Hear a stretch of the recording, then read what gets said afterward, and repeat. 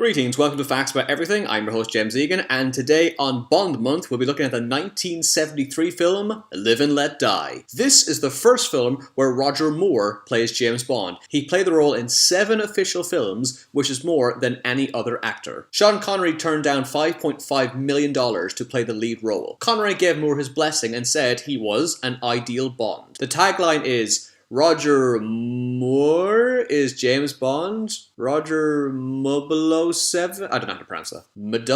Md07? Roger Moore was 45 when he was cast as Bond, making him the oldest actor to take on the role. This is the only film that Desmond Llewellyn didn't play Q after he had been cast in the role. Despite playing a secret agent, Roger Moore suffers from hoplophobia, which is a fear of guns. He ruined many takes since he visibly shakes every time he fires his gun. Moore had a double for running scenes since he had an awkward run. Why did Conroy say he's an ideal Bond? He's a fear of guns, and he can't run properly. I thought there was only one way to run. Clint Eastwood was offered the lead role, but he turned it down because he believed Bond should be played by an Englishman. Yaphet Kotto plays the villain Kananga. The producers were worried how the public would react to a black villain. Kotto was only 33 when he played Kananga, making him the youngest actor to play a main Bond villain at the time. Jeffrey Holder plays the voodoo priest Baron Samedi. The actor absolutely hated working with the snakes in the film. Real alligators were used in the scene when Bond runs on their heads. However, the stunt was performed by a stunt coordinator, Ross Kananga, who coincidentally has the same name as the villain in this film.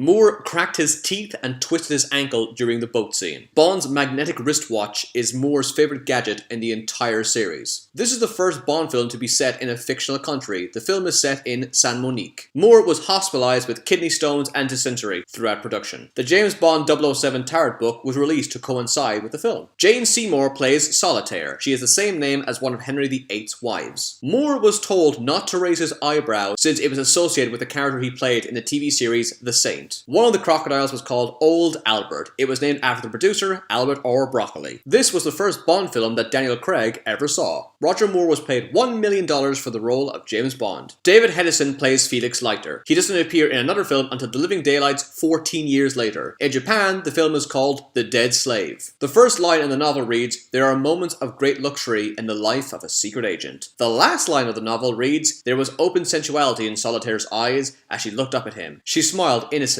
What about my back?" she said. Special thanks to these fine people for all their help. Be sure to subscribe to Facts About Everything. Follow me on Twitter for updates on upcoming videos. Check out my Facebook page to let me know what subjects you want me to talk about in the future. Thanks for watching. See you again.